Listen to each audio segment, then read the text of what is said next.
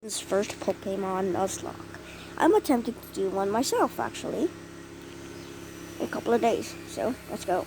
In the Pokemon community, there's a set of self-imposed rules you can add to the games to make them more challenging, called a Pokemon Nuzlocke. You can only catch the first Pokemon you run into per route. If a Pokemon faints, it dies, and you can't use it anymore. Poor Mudkip never got a chance to evolve. Oh, Mayo. You have to nickname your Pokemon to get more Mayo the Jigglypuff. I got the pause because the Vidma that I'm using here doesn't take two voices at once. It sounds like a bunch of crap. No offense. attached to them. That means if you aren't careful, you can technically lose a Pokemon game under those conditions. I've wanted to do a Nuzlocke for the longest time. I've started a couple in the past, but never actually got to finish any because busy. But today's the day that all changes. I decided to make a video on my first full attempt at a Pokemon Ruby Nuzlocke.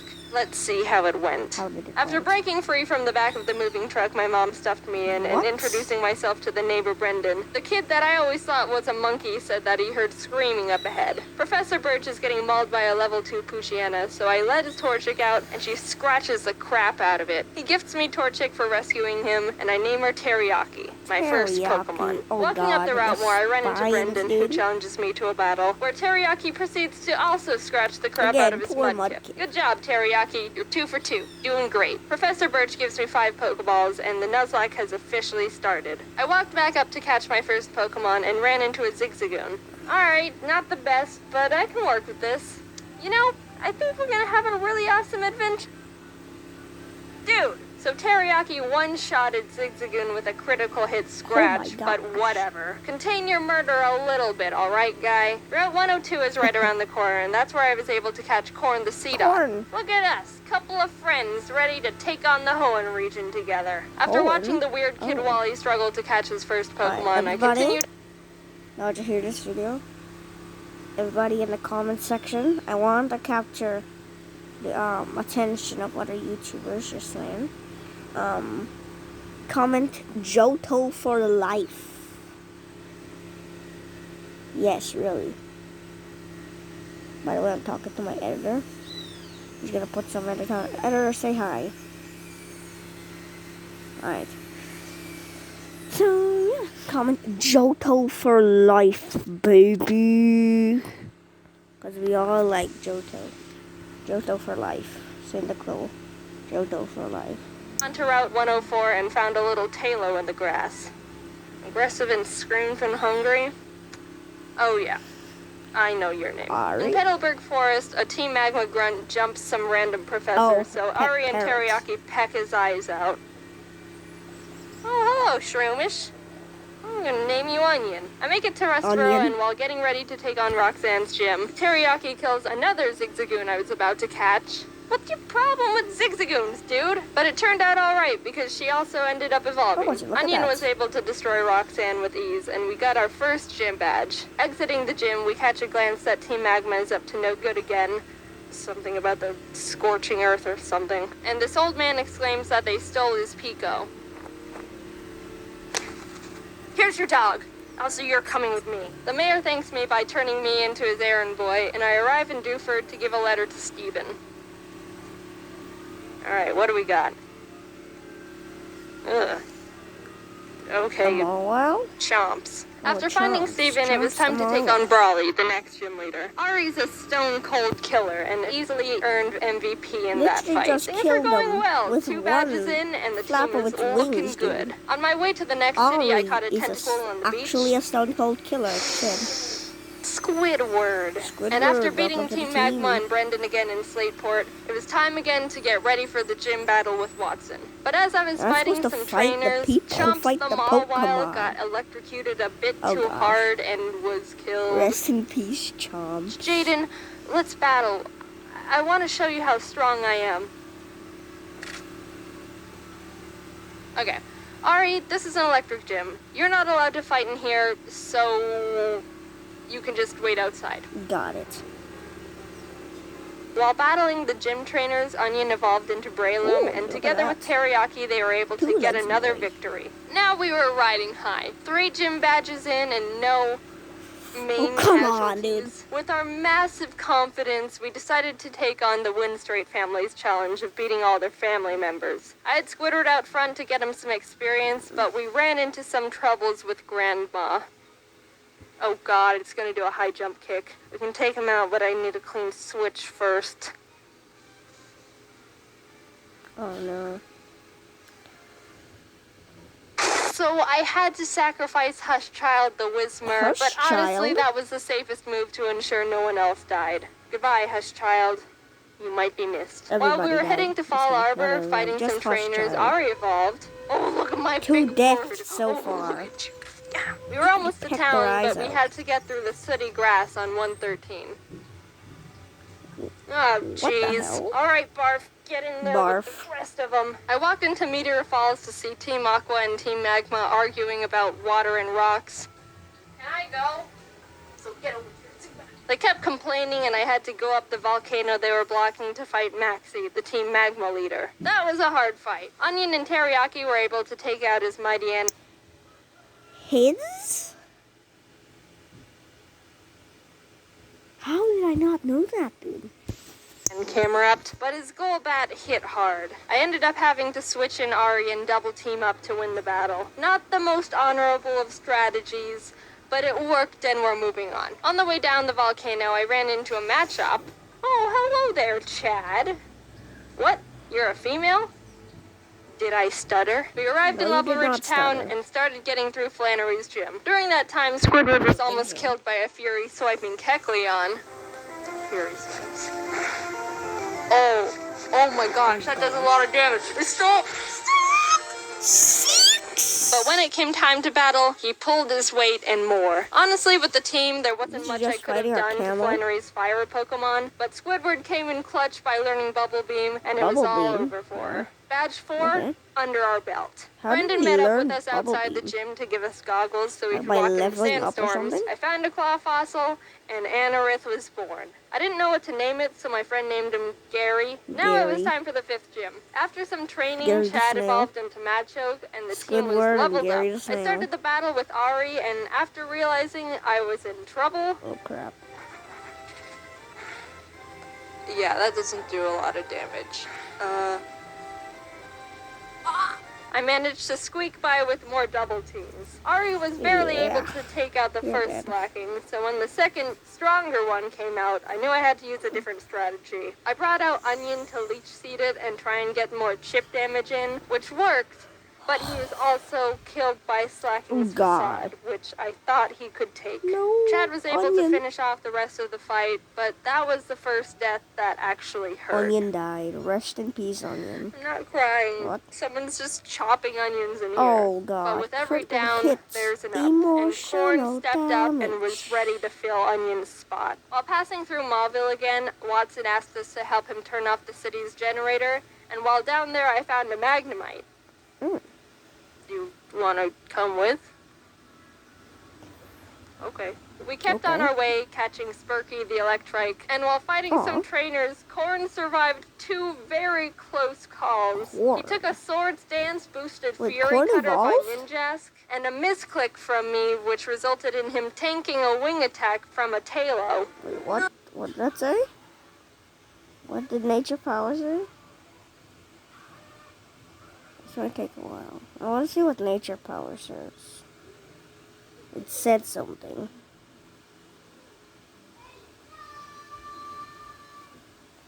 Okay, I want to see what that says though.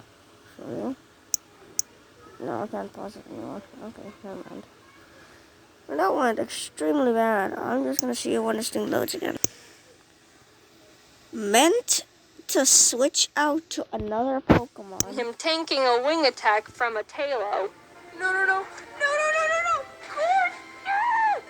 Oh, dude, Corn, I'm so sorry. You're such a trooper. Good news is Squidward evolved Yes. while training, so that's neat. We arrived in Oh, Fortree handsome City, Squidward, and this yes. was a gym I was really Instead of nervous just about. Not evolve only into did we not handsome have a good Squidward. team to take on a flying type gym, but Winona's Altaria is notorious for sweeping teams if she sets up too many dragon dances. I went to the grass to train up the team, And the worst happened. Oh, Corn no. was killed by pin missile from a zigzagoon. Wait, no.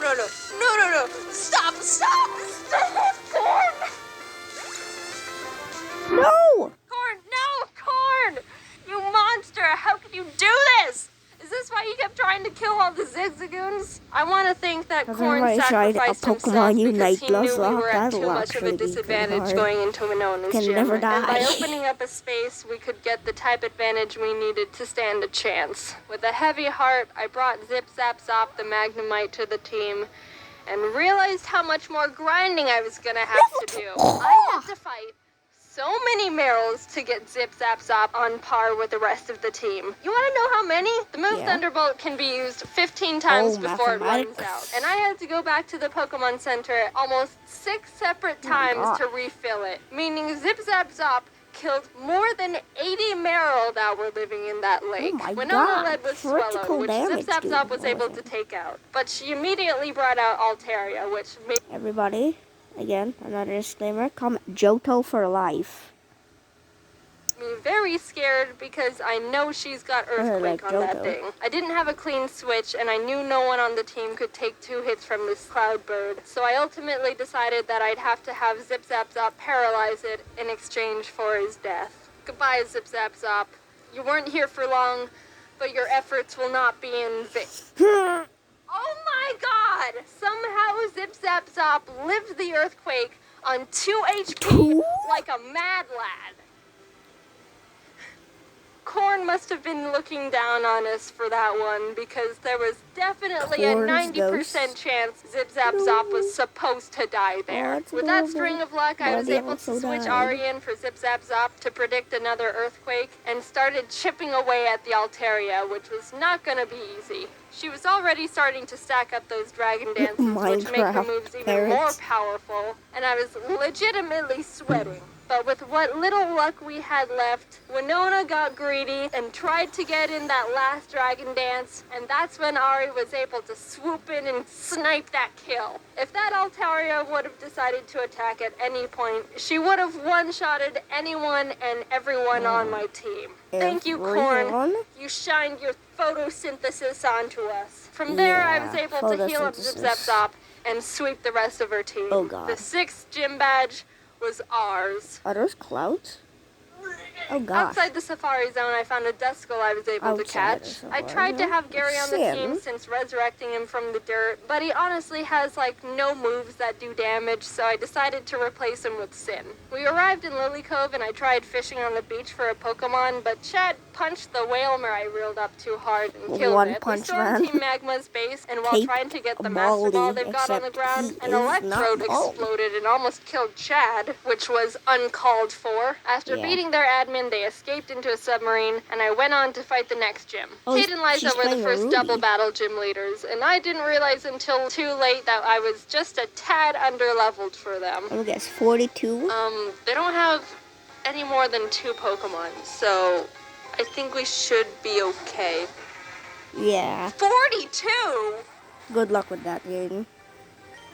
Uh-oh. Sin and Zip Zap Zop made a good duo, being able to confuse and paralyze them, but Solrock managed to get off a Sunny Day powered flamethrower in Zip Zap Zop's face, which totally killed him. That really sucked. He put in so much work for the team and really carried us this far. The rest of this fight's for you, Zip Zap Zop. Squidward came out, and together with Sin, were able to finish off the duo, getting us our 7th gym badge. Alright, Spurky, you're up. I think I single-handedly wiped out the entire water Pokemon population between Zip Zap Zop and Spurky. I went to Shoal Cave and caught Blubby the Spheal and went out to take on Maxie one last time. For some reason, I didn't learn my lesson when being underleveled for Tate and Liza, because I was even more underleveled for Maxie. Maxie's a guy, though. It doesn't go down? This fight was rough. Chad was able to take out his Mightyena, but I resorted to Squidward when his Crobat came out, and luck wasn't on my side here, because Squidward was killed by a high roll wing attack. The way Pokemon works is there's a small range of damage an attack can do. It's not actually the same all the time, and it's kind of based on chance. So even though it looked like Squidward could have lived 2 wing attacks, Maxie was able to get a low roll on the first one and a high roll on the second, which was the death of Squidward. But it wasn't time to give up. We had to persevere. For Squidward. Ari came in and took out the Crobat and lived on 1 HP when...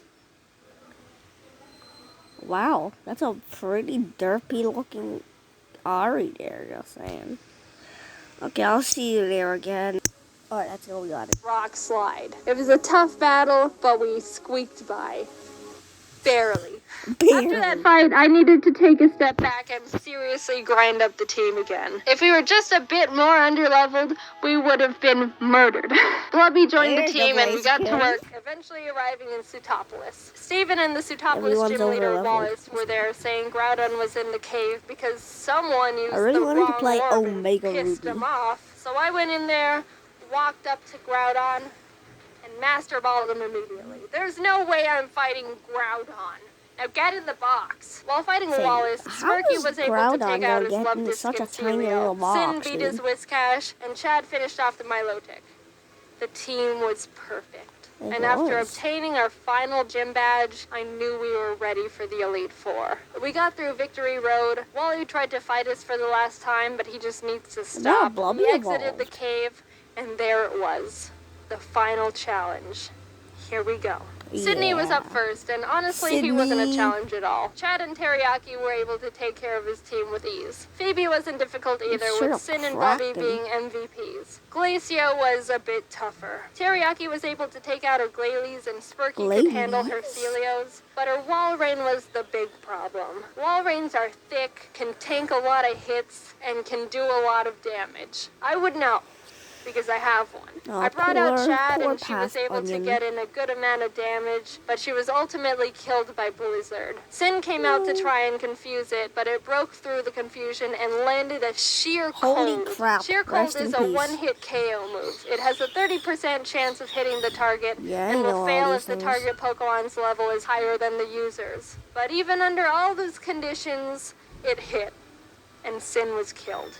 Two great team members. Down and out. Chad was with us for so long and pulled so much weight, and Sin got us through some really tough battles. Even with those losses, we were able to finish Glacia off and move on to the final Elite Four member, Drake. Drake's got a tough team, but we've got a Blubby, and she wanted revenge for her fault.